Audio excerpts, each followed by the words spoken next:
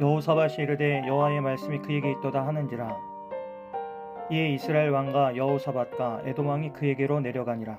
아멘. 아합의 아들 아하시아가 아들이 없이 죽게 되자 아하시아의 형제 여호람이 북이스라엘의 왕위에 오릅니다. 그는 12해 동안 이스라엘을 다스렸습니다. 성경은 그 여호람에 대해 여호와 보시기에 악을 행하였다고 평가하지만 그의 부모와 같지는 않았다고 덧붙입니다.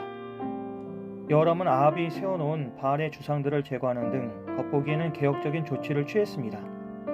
하지만 이스라엘을 우상 숭배로 끌고 간 여로보암의 길, 곧 금송아지를 숭배하던 죄에서 돌아서지는 않았습니다.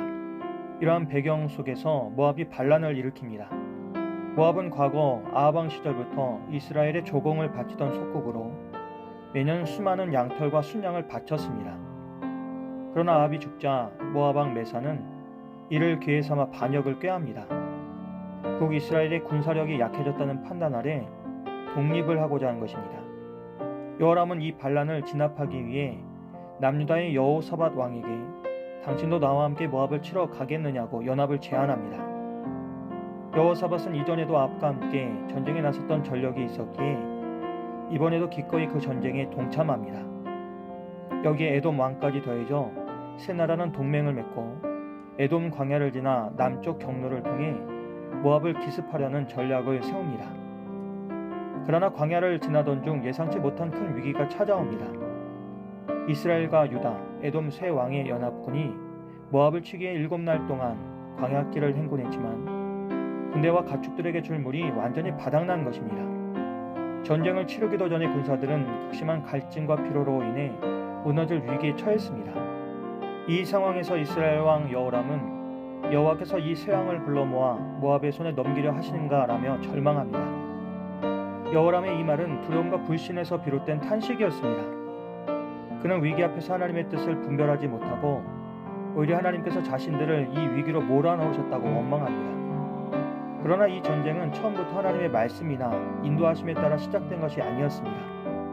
여호람이 모압의 반란을 진압하려는 정치적인 목적에서 시작한 인간적인 계획이었습니다. 이처럼 하나님께 묻지 않고 시작된 길 위에서 위기를 만나자 여호람은 스스로 책임지기보다 하나님께 원망을 돌립니다. 반면 여호사밧의 반응은 전혀 달랐습니다. 그는 여호와께 물을 만한 선지자가 여기 없느냐고 묻습니다. 이는 단순히 선지자를 찾는 질문이 아니라 이 상황 속에서 하나님의 뜻을 먼저 구해야 하지 않겠는가 하는 신앙적인 판단이었습니다. 그때 한 신하가 엘리야의 수종자였던 엘리사 선지자가 근처에 있음을 알립니다. 그러자 여호사밧은 확신에 찬 음성으로 여호와의 말씀이 그에게 있다고 말합니다. 그리고 세 왕은 엘리사를 찾아 내려갑니다.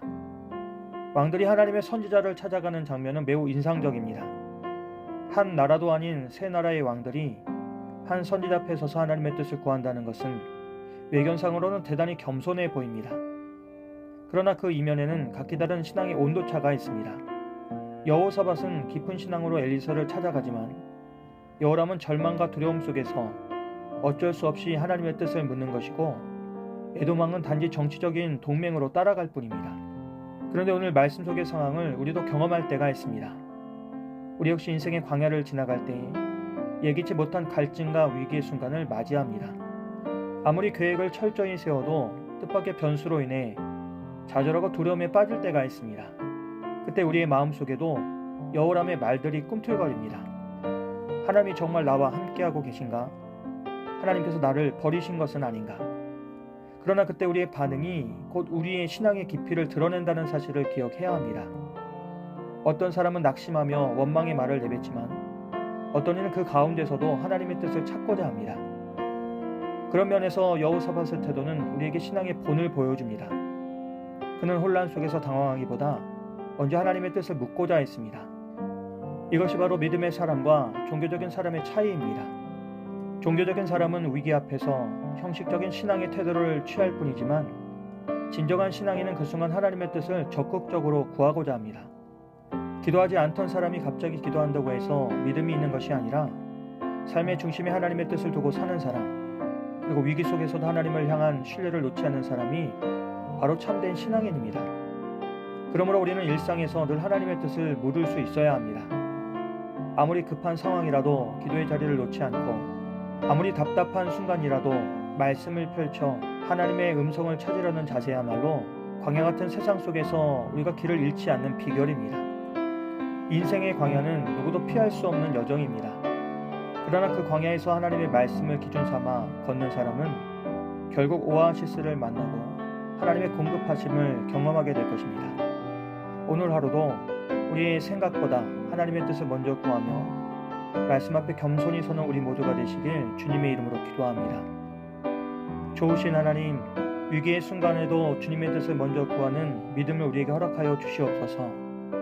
사람의 생각보다 하나님의 말씀이 늘 앞서게 하시고 혼란 중에도 주님의 음성을 들으며 순종할 수 있도록 우리의 믿음을 지켜주시옵소서. 예수님의 이름으로 기도합니다. 아멘.